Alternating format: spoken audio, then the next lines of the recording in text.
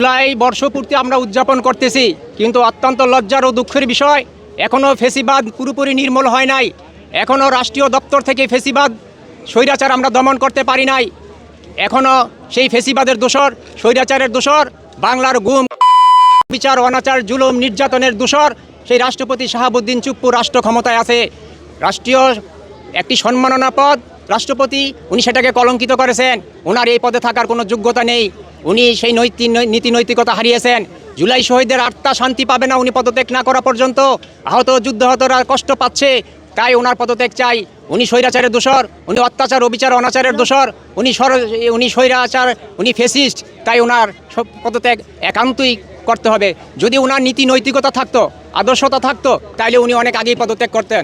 কারণ আমরা যে কারণে জুলাই বিপ্লব সংগঠিত হয়েছে, ওনার দলের বিরুদ্ধে, ওনার অত্যাচারের বিরুদ্ধে, উনি কি করে এখনও বসে থাকেন? ওনার উচিত ছিল ওনার আত্মসম্মান নিয়ে উনি পদত্যাগ করার। কিন্তু ওনার মধ্যে আত্মসম্মান, আত্মমর্যাদা, আত্ম উপলব্ধি, আত্মজ্ঞান, আত্মসংযম বলতে কিছু আছে কি না আমার মনে হয় না। যদি থাকতো উনি এতদিন রাষ্ট্র ক্ষমতায় থাকতেন না, উনি স্বেচ্ছায় পদত্যাগ করতেন। আমি ওনার পদত্যাগ চাই।